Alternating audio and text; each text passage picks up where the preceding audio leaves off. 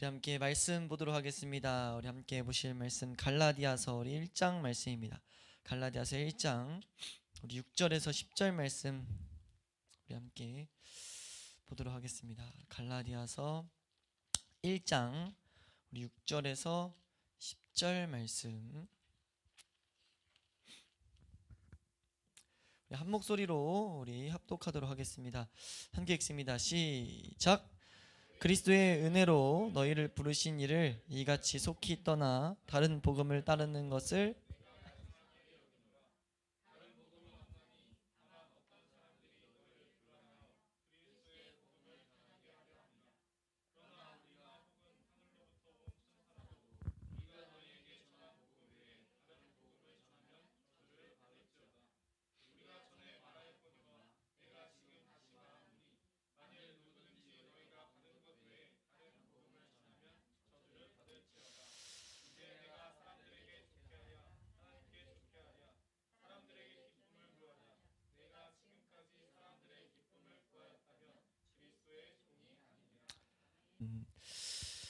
네, 우리 옆에 저 한번 인사하겠습니다. 예배에 승리합시다.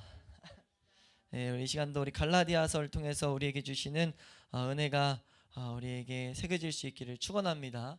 우리가 저번 주에 이제 갈라디아서를 시작했는데 이 갈라디아서에 기독교의 핵심 진리들이 담겨 있다고 이렇게 말씀을 드렸습니다. 그래서 우리가 이 갈라디아서를 통해서 우리에게 주시고자 하는 메시지를 조금이라도 나의 양분, 나의 삶의 영양분, 나의 삶의 기준으로 삼을 수 있다면 우리 믿음의 엄청난 뼈대가 될 것이다 라고들 많은 사람들이 말을 해요. 우리 믿음이 올바르게 나아가는 중요한 이 틀, 양분이 될 것이다 라고 말을 합니다. 왜냐하면 이 갈라디아서 안에 복음이 아주 철저하고 정확하게 녹아 들어있기 때문이에요. 오늘 이 1절, 6절에서 10절 말씀은 본론으로 들어가긴 했지만 복음에 대해서 나오고 있지 않습니다. 복음에 대해서 가르쳐 주진 않고 이제 나머지 부분에서 이제 그것이 주어지고 오늘 이 6절에서 10절을 한마디로 요약하면 우리 다음 한번 따라하겠습니다. 다른 복음은 없다. 6절 말씀에 말하죠. 다른 복음을 따르는 것을 내가 이상하게 여긴다. 7절 말씀에 다른 복음은 없나니? 라고 말하면서 이제 말을 해나가요. 다만 어떤 사람들이 너희를 교란하여 그리스도의 복음을 변하게 하려 함이다 라고 말하고 있다는 거죠. 그러니까 지금 바울은 여기서 무엇을 말하고자 하는 거냐면 다원주의라는 것을 부인하는 거예요. 철저히 다원주의가 뭐냐면 목적만 같으면 방법이 조금씩 틀려도 상관이 없다 라는 거예요. 근데 지금 바울은 뭐라고 말하냐면은 지금 이것을 기독교 안에 다원주의가 들어오면은 만인 구원설이라고 해가지고 모든 사람들을 하나님이 구원하기 위해서 이제 모든 길들을 각자에 맞게 허락하셨다. 근데 교회 안에 우리가 이제 오늘 교리에 대해서 좀 보게 될 텐데 교리가 좀 틀려도 문제가 없다라고 이게 이해를 하게 된단 말이에요. 근데 지금 바울이 지금 여기서 부인하는 것, 여기서 지금 철저히 갈라디아 교회 교인들에게 뭘 말하냐면 교리가 잘못되면 절대 안 된다는 것을 지금 강조하기 시작하는 거예요. 왜냐하면 지금 여기서 경고하는 것은 다른 불교나 힌두교가 아니라는 거예요. 다른 종교가 아니라 지금 교회 안에 교회라고 자칭 그리스도인이라고 부르는 그 사람들 안에 지금 다른 복음이 생기게 됐다는 거죠. 그러니까 지금 되게 무서운 말인 거예요. 다만 어떤 사람들이 너희를 교란하여, 교란이라는 단어가 혼미하게 여러 가지 생각들을 쳐가지고 이렇게 혼미하게 한다라는 이런 뜻이더라고요. 그러니까 마귀가 하는 일을 교회 안에서 자칭 그리스도인들이 하게 된다는 거죠. 그래서 뭐하게 하냐? 그리스도의 복음을 변하게 하려 함이다라고 말하고 있다는 거예요. 그러니까 지금 이것은 우리가 이 말씀을 제대로 보면 어떤 것을 기억해야 되냐면 우리 교회 안에 그리스도인이라고 하는 우리 안에 복음이 변할 수 있구나 라는 것을 성경은 우리에게 말하고 있다는 거죠. 그러면서 이제 이 뒤 말씀도 보겠지만 그것을 바울이 가만히 둔다 안 둔다? 안 둔다는 거예요. 지금 다른 복음은 없다라고 했을 때 우리가 모두 복음이라고 생각해서 쫓아가는 그 길에 잘못된 것들이 생길 수 있다는 거죠. 그럼 이 길을 우리가 다른 복음에 빠지지 않으려면 뭐 해야 되겠어요? 이 갈라디아서에는 이제 그래서 바울이 친히 하나씩 알려주지만 우리가 이 시작점에서 생각해야 될 게 우리가 어떻게 해야 되겠냐는 거죠. 그거는 복음에 대해서 제대로 알아야 됩니다. 그거를 뭐라고 하냐면 교리라고 해요. 저희 교리라는 단어를 딱 쳐보니까 교리가 뭐라고 이제 하고 있냐면 교리를 이 단어적 사전적 어원이 뭐냐면요. 교리는 규정한 신앙의 체계예요. 그러니까 각자의 종교에 맞게 어떤 종교의 교리라고 했을 때 그 교리의 종교에서 믿는 규정해 놓은 신앙의 체계, 믿는 것에 대한 체계라고 말해요. 그 체계라는 것은 또 뭐라고 말하냐면요. 이건 정확히 우리가 알아야 되니까. 체계는 일정한 믿는 것을 일정한 원리에 따라서 낱낱이 부분에 짜임새 있게 조직되어서 통일된 것. 말이 좀 어렵죠. 체계라는 것 자체가 어떤 하나의 목적이 있는데 하나의 말하는 것이 있는데 그것을 낱낱이 조직돼서 이제 그것을 향해서 사람들에게 가르쳐주는 어떤 내용. 이해되세요? 간단히 말하면 우리에게 믿는 내용은 뭡니까? 예수 그리스도예요. 복음이에요. 그러니까 십자가의 그 은혜죠. 그러니까 그거를 향해서 나아가는 낱낱이 조각되어 있는 어떤 내용들이 있다는 거죠. 그것이 성경 안에 있을까요? 없을까요? 있어요. 있다는 거예요. 우리가 우리 교회식으로 지금 다루면은 십자가를 향해서 나아가는 것과 십자가를 가지고 살아가는 것. 아멘. 그러니까 십자가를 향하여 나아가는 길에 대한 성경의 지식들이 분명히 새겨져 있다는 거예요. 십자가를 가지고 살아가는 그 걸음에 대한 그 가르침들이 성경에 새겨져 있다는 거죠. 그것들을 모아놓은 통일시켜 놓은 것이 교리입니다. 그래서 지금 우리가 교리라고 언급하는 것은 그러니까 그것이 좀 딱딱할 수는 있어요. 우리에게 단순히 유익이 이렇게 막 뭘 바로 가져다 주는 게 아니니까 감정적으로 하나님은 사랑이셔서 우리를 위로하시고 우리 가운데 역사하셔서 힘을 주시고 이런 말씀들을 우리가 듣다 보면은 막 힘들게 한 주 살다가 와서 위로도 되고 어떤 뭐 하나님을 따르는 어떤 기쁨 같은 것도 그 안에 나오려고 하고 하는데 그런 말씀들은 들으면 즉각적으로 그런 게 나오는데 교리적인 거는 뭘 자꾸 배워야 되고 하나님을 틀에 자꾸 넣는 것 같은 느낌을 마귀가 갖게 한단 말이에요. 그러니까 딱딱하게 만들어서 교리는 어떻게 생각하냐면 되게 비인격적인 거. 여기 성경에서 하나님을 비인격적으로 만드는 것 이렇게 생각하게 만드는데 전혀 그렇지 않다는 거죠. 우리 하나님을 제대로 쫓을 수 있는 반드시 알아야 될 내용이라는 거예요. 왜요? 왜? 지금 7절 말씀 다시 띄워주세요. 왜 그러냐면은 우리 이 복음을 가지고 복음은 결국 사람을 은혜로 살아가게 하는데 그래서 6절 말씀 한번 띄워줄래요. 6절 시작 자체가 어떻게 나오냐면 그리스도의 은혜로 너희를 부르신 그 은혜를 부름받아서 은혜로 살아가는 것이 복음의 핵심 진리인데 그거를 떠나게 만드는 게 이 복음에 대한 잘못된 지식이라는 거예요. 실제 말하잖아요. 뭐라고 말해요? 너희를 교란해서 그리스도의 복음을 변하게 만든다. 이것을 말하면서 이걸 얼마나 심각하게 말하는지 우리가 보겠지만 이 시점에서 우리가 먼저 기억하고 가야 될 것은 이 전체적인 틀에서 기억하고 가야 될 것은 그럼 우리에게 주시는 메시지가 뭐냐? 큰 틀에서 주시는 메시지는 뭐냐? 교회 한번 따라갈까요? 교회는 반드시 교리적인 내용을 올바로 알아야 된다. 아멘. 교회가 교리적인 내용을 체계적으로 배워야 돼요. 이 배우는 것에 대한 중요성을 우리가 이 말씀 가운데 우리에게 새겨놓아야 됩니다. 분명히 그것을 가르치는 거예요. 바울이 이거 정말 잘못된 거야 라고 말한다는 것. 그러고 나서 바울도 체계적으로 복음에 대해서 말한 것은 우리에게 그대로 우리에게 적용되는 메시지라는 거죠. 지금도 우리에게 변하지 않는 메시지예요. 왜요? 바울 2000년 전 그 바울 시대로부터 지금까지 이 복음도 변질되지 않았고 7절 말씀에 해당하는 이 우리를 교란해서 그리스도의 복음을 변하게 하는 것도 변하지 않았어요. 우리 말씀 하나 볼까요? 우리 사도행전 20장 30절 말씀 함께 보도록 하겠습니다. 사도행전 20장 30절 말씀 우리 함께 한 목소리로 읽도록 하겠습니다. 함께 읽습니다. 시작. 또한 여러분 중에서도 제자들을 끌어 자기를 따르게 하려고 어그러진 말을 하는 사람들이 일어날 줄을 내가 아노라. 아멘. 지금 사도 바울이 하는 말이에요. 뭐라고 말해요? 내가 아는 게 있는데 너희 교회들 가운데 어떤 일이 발생할 거냐면 의도하든 의도치 않든 여기서는 의도한 걸 말하죠. 자기를 따르게 하려고 어그러진 말들을 한두 개 이 정도는 괜찮겠지. 그래서 성경을 가지고 자기 얘기하는 사람들이 생길 거라는 거예요. 문제는 그 자기 얘기가 분별이 안 돼요. 우리 교회가 이 복음이 변질되는 과정을 보면요, 이 복음을 가지고 어떤 그 메신저가 조금 다른 말을 해요. 어떤 자기가 하고 싶은 말을 해요. 근데 그거를 들은 자들이 성경이 아닌 메시지를 부분을 가지고 또 누구에게 전하기 시작해요. 그러면 전할 때 그 마음 가운데는 확신이 있어요. 어떤 확신이냐? 하나님 말씀이다라는 확신. 근데 성경에 적혀있지 않은 하나님 말씀인 거죠. 그럼 그게 하나님 말씀입니까? 하나님 말씀 아니에요. 하나님 말씀이 아닌데 하나님 말씀이라고 믿고 그냥 전해버리니까 이게 뭐냐면 점차 왜곡돼가지고 뭐가 일어나요? 복음이 왜곡되는 거예요. 지금 그래서 바울이 지금 그 경계를 여기서 주고 있는 거죠. 이해되시나요? 그러니까 이런 배경을 보고 우리가 뭘 해야 되냐면 우리가 분명하고 철저하고 분별력 있는 교리적 지식을 갖추는 것을 우리가 목표로 삼아야 된다는 거죠. 우리 한번 따라하겠습니다. 주여, 나로 하여금 교리적 성숙함을 갖게 하여 주시옵소서. 그러니까 교회 안에서 교리적 이 성숙함, 교리적으로 성숙해지는 것은 선택사항이 아니라 필수사항이다 라고 지금 우리에게 말하고 있는 것 같아요. 이 6절 7절 통해서 우리가 그런 메시지를 받아야 된다는 거죠. 우리 고린도전서 14장 20절 말씀 한번 보겠습니다. 바울이 그래서 또 이렇게 말하죠. 우리 고린도전서 14장 20절입니다. 함께 읽습니다. 시작.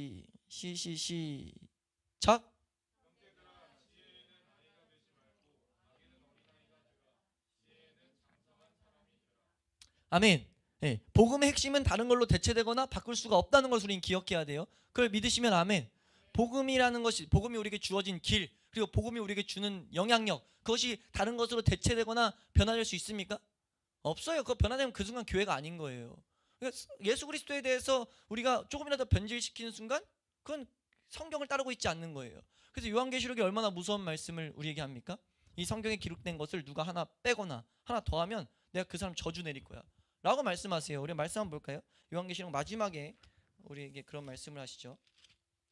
요한계시록 우리 22장 우리 19절 말씀입니다. 함께 읽습니다. 시작. 만일 누구든지 이 두루마리 예언의 말씀에서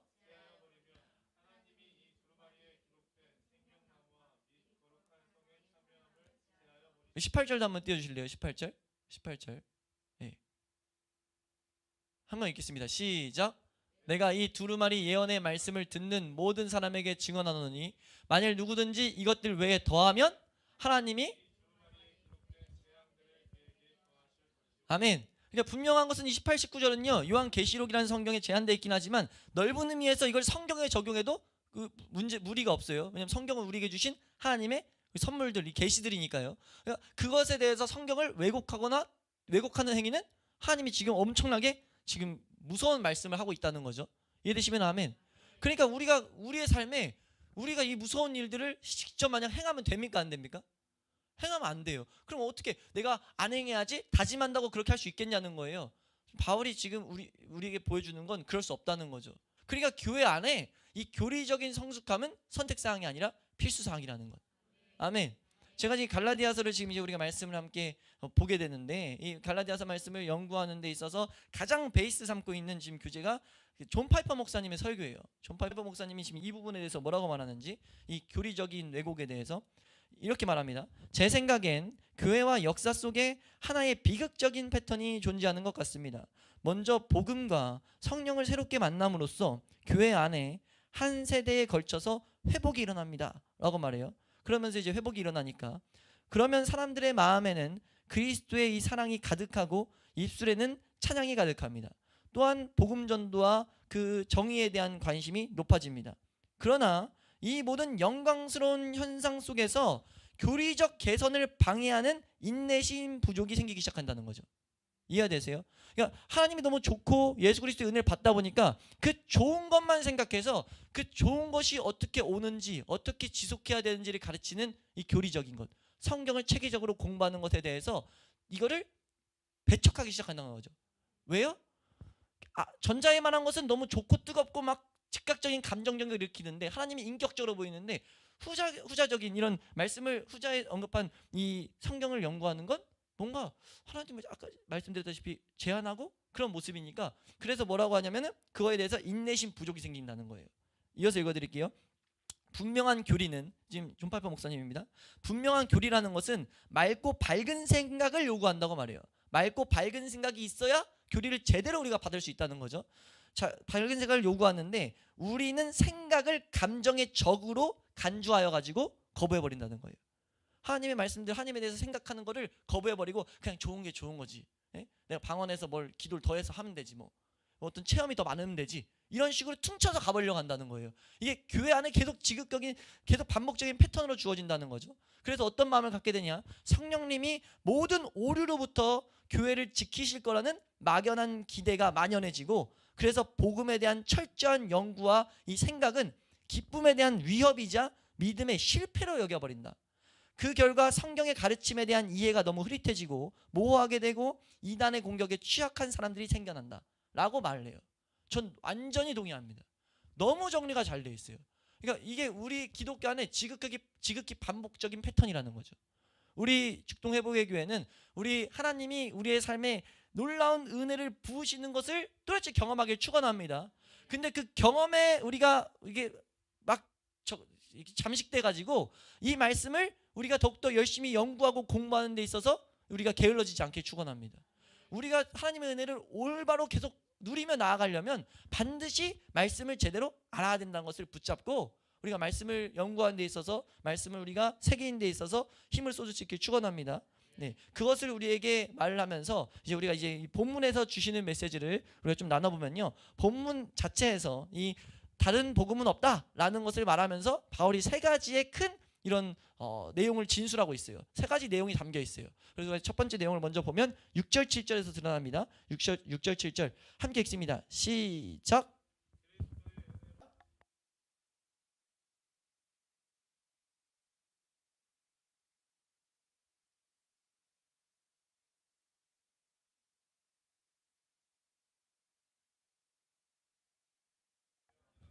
아멘. 예, 지금 여기서 말하는 것 한번 따라하겠습니다. 참된 복음을 믿는 사람이 그 복음을 버리는 것은 이상한 일이다. 예, 참된 복음을 믿는다고 하는 사람들이 이 복음을 떠나는 것은 이상한 일이다. 왜 그러냐라고 했을 때 그 복음을 떠나는 것은 뭐가 같냐면 너희를 부르신 하나님을 떠나는 것이기 때문에 이상한 거라는 거죠. 이해가 되세요?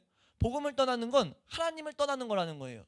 그러니까 하나님을 더욱더 알고 싶고 누리고 하나님이 주신 은혜 가운데 살아가기를 원해서 교회 안에 와 있잖아요. 교회가 그래서 존재하잖아요. 근데 그렇게 모인 교회들이 하나님을 떠난다는 거죠. 말이 돼요? 말이 안 되는 거죠. 이게 뭔가 자기의 행동과 그 삶이 행동과 생각하는 게 완전 다른 거죠. 그러니까 그런 모습이 펼쳐지는 거죠. 그래 바울은 이상한 거예요. 너가 진짜 하나님을 위해서 나왔는데 어떻게 하나님을 떠나냐? 라고 지금 말하고 있는 거예요. 그건 정말 이상한 일이야 라고 말하는데, 그럼 사람들이 말하겠죠. 교회인 사람들이 말하겠죠. 난 하나님 떠난 적 없는데요. 나 하나님을 외면한 적 없어요 라고 말할 거 아니에요. 이해되세요? 그리스도의 은혜를 내가 버린 적 없어요 라고 말할 거잖아요. 이해되시면 아멘.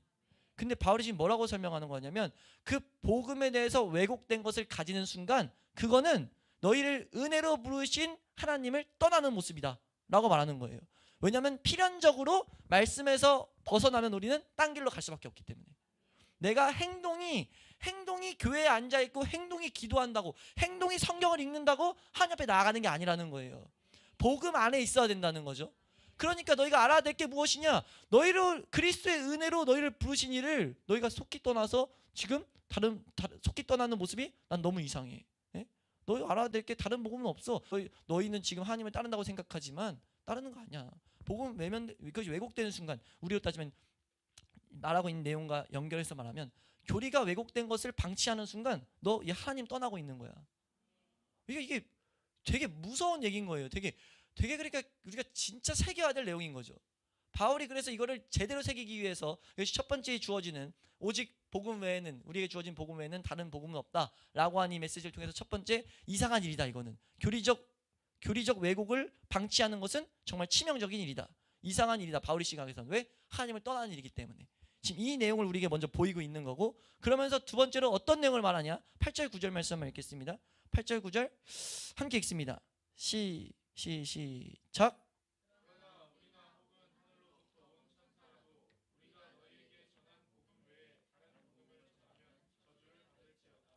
한번 우리 9절입니다. 시작.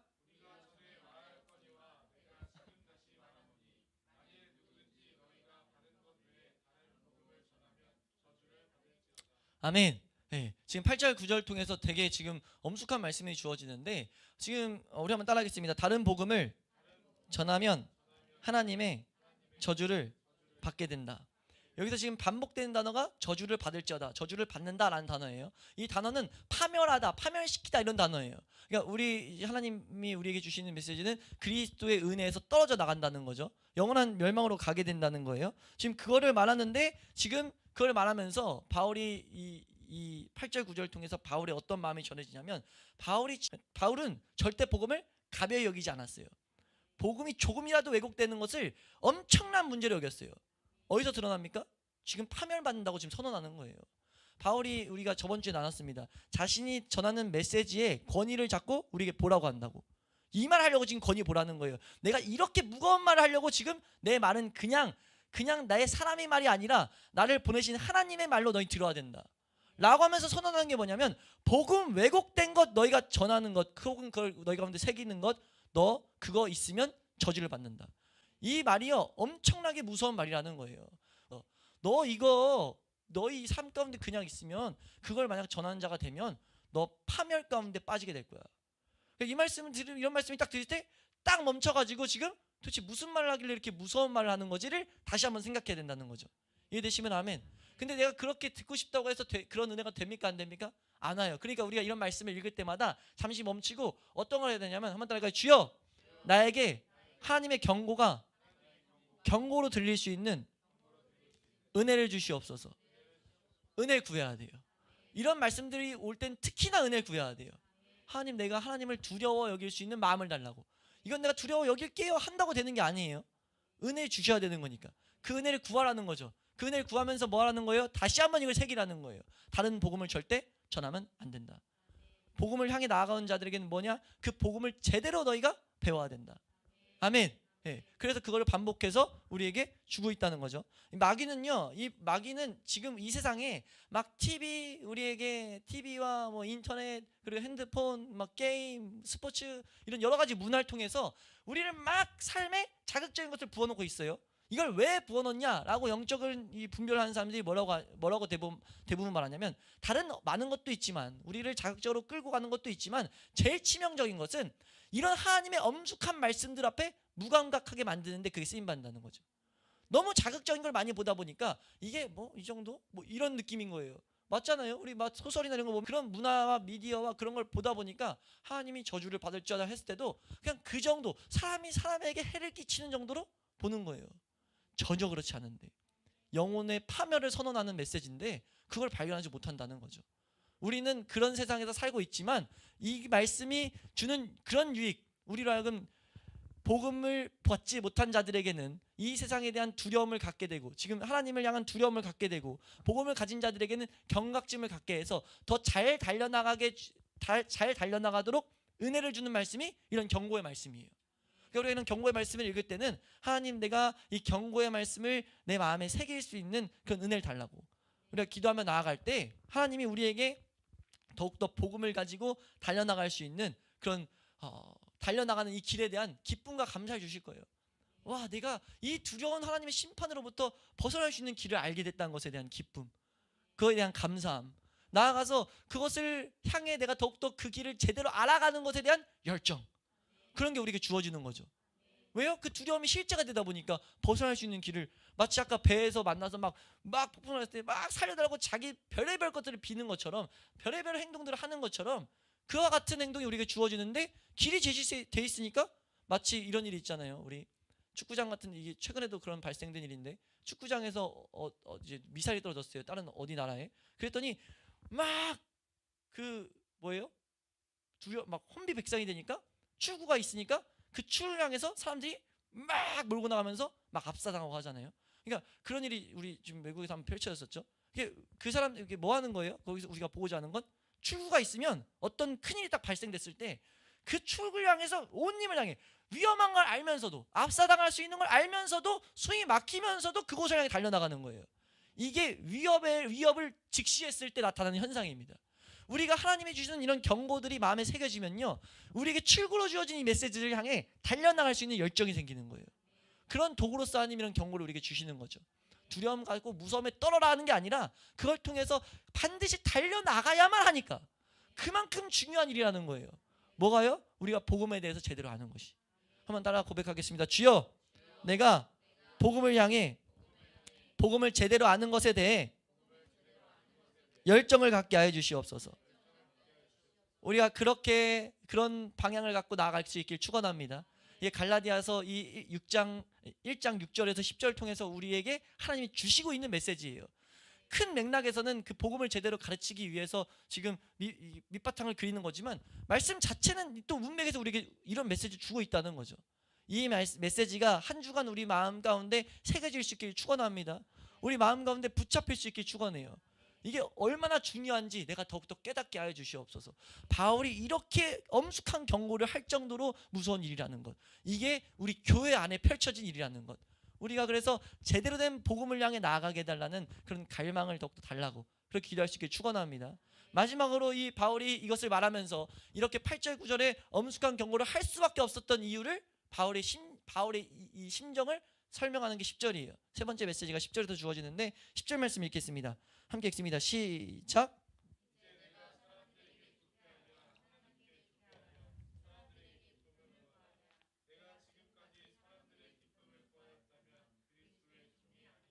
아멘. 지금 바울이 어떤 메시지를 우리에게 주냐면요, 어떤 메시지를 10절에서 우리에게 가져다 주냐면요, 복음의 종은, 복음의 종된 사람은, 복음을 가지고 살아가려는 사람은 하나님, 오직 하나님만 기쁘시게 하려고 노력하는 그 노력이 있다는 거예요. 있다는 거. 그리고 이것은 엄청나게 복된 일이다 라는 것을 우리가 발견할 수 있는 내용인 거죠. 왜요? 바울도 알았어요. 뭘 알았냐면 8절 9절 얘기하면 싫을 거 안다고요. 아니 얼굴에 대놓고 너 저주받을 거야, 너 파멸받을 거야 라고 선언하면 우석이가 기분 좋겠어요? 기분 안 좋잖아. 면전에 대고 욕 같은 건데, 저주를 퍼붓는 건데 좋지 않을 거 알았어요. 바울도 알았음에도 불구하고 이 말을 할 수밖에 없었던 거예요. 그 이유를 뭐라고 설명하냐, 나는 사람 기쁘게 할 생각 없고 오직 하나님만을 기쁘게 하기 위해서 지금 이 선언을 한다는 거죠. 왜 이 선언을 합니까? 계속 반복해서 말씀드리지만 바울은 복음이 왜곡되는 것, 십자가가 왜곡되고 성령님이 왜곡되는 것을 절대 두고 볼 수 없었어요. 그 인생이 전부기 때문에. 근데 이 복음이 왜곡되는 현상은요, 십자가와 성령을 우리의 삶 가운데 가져오지 못하게 하는 거예요. 그건 뭐와 같냐면요, 예수 그리스도가 했던 그 사역, 예수 그리스도의 걸음의 충분성, 예수 그리스도가 하신 모든 일은 완벽하고 우리에게 은혜를 주기에 충분한 줄로 믿습니다. 그리스도의 사역의 충분성이에요. 이게 예수 그리스도 한 그 걸음의 충분함, 넘치는 은혜입니다. 근데 그것을 훼손시키는 게 뭐냐면 복음을 왜곡시키는 일이에요. 왜요? 복음이 왜곡되면요, 예수 그리스도를 향해 나아갈 수가 없거든요. 복음이 왜곡되면요, 은혜를 지속적으로 받을 수가 없어요. 신앙생활을 내 맘대로 하게 됩니다. 그러면 신앙생활에 질병이 나타나요. 그럼 그걸 뭐라고 합니까? 사람들은, 사람 입장에서 에이, 예수님이 뭔가 좀 더 잘해놨어야 돼. 예수님의 이 걸으신 사역에 충분한 이 넘치는 은혜가 훼손당하는 거예요. 바울이 이거 볼 수 없었다는 거죠. 난 이거 볼 수 없어. 복음이 왜곡되면요, 크게 두 가지 문제가 발생되는 거예요. 그래서 그리스도의 이 영광이 훼손되고요, 죄인들이 구원을 얻지 못합니다. 이건 연관되어 있어요. 하나님께 영광을 받는데 교회에게 문제가 생기는 거죠. 바울이 그걸 보니까 이거는 분노를 해야 돼요, 안 해야 돼요? 분노가 쏟아져 나오니까 저주를 2번이나 퍼붓는 거예요. 저주를 받을지어다. 어느 정도로요? 천사라 할지라도 저주받을 거예요. 누구도 피해갈 수 없어. 조금이라도 훼손시키면 천사라고 할지라도 저주받을 거예요. 이게 얼마나 무서운 말이냐고요. 그러니까 바울이 이렇게까지 할 수밖에 없었던 이유를 봤더니 나는 하나님을 기쁘시게 하기 위해서 하는 거지, 나는 사람을 기쁘게 하기 위해서 살지 않는다 라는 말을 한다는 거죠. 우리가요, 복음의 종되면요, 얼마나 우리 인생에 복된 일이 오냐면요, 인생이 통일되기 시작해요. 내가 오늘 뭘 할까요? 한 주간 어떻게 살아갈까요? 이 일에는 어떻게 대처할까요? 직장에서는, 가정에서는 어떻게 할까요? 이런 고민 안 합니다. 어떤 고민만 있냐면 어떻게 하면 하나님을 기쁘시게 할까? 뭐가 하나님의 기쁨 되는 일일까?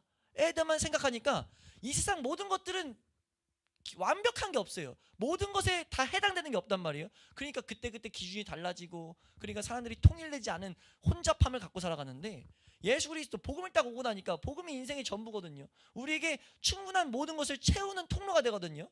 그러다 보니까 그것을 가지고 살아가다 보니까 가정에서도, 일터에서도, 내 삶에 공부하는 것에서도, 돈을 버는 것에서도, 모든 것에 있어서 내 안에 어려운 일이든 괴로운 일이든 슬픈 일이든 그 모든 것에 있어서 그냥 하나님의 기쁨 되기만 원하는 통일성이 주어지는 거예요. 이게 사람을 얼마나 정돈시키는지 모른다고 한다는 거예요. 얼마나 기쁨을 주는지 경험해 보라고 이 복음을 가진 자들이 말해요. 그리고 바울이 말하고 있는 거예요. 난 사람 기쁘게 할 생각 없어. 왜? 내가 그런 인생 살아봤더니, 그런 인생은 혼잡하고 어렵고 복잡하고 했는데 하나님을 기쁘시게 하는 인생을 살았더니 자신의 인생에 걱정이 없어진 거예요.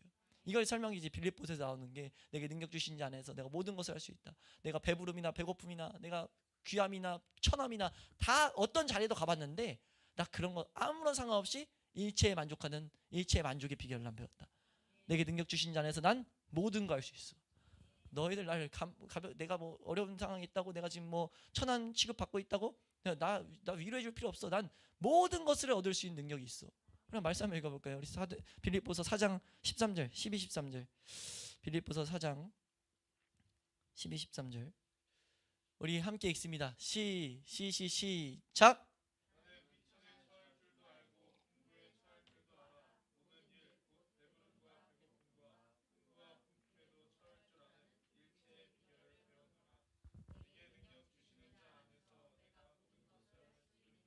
아멘.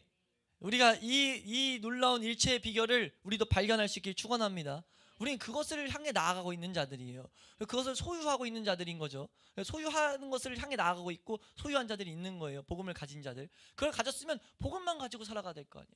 은혜로 부르신 그 은혜 가지고 살아가 될 거 아니에요. 그러려면 뭐가 필요합니까?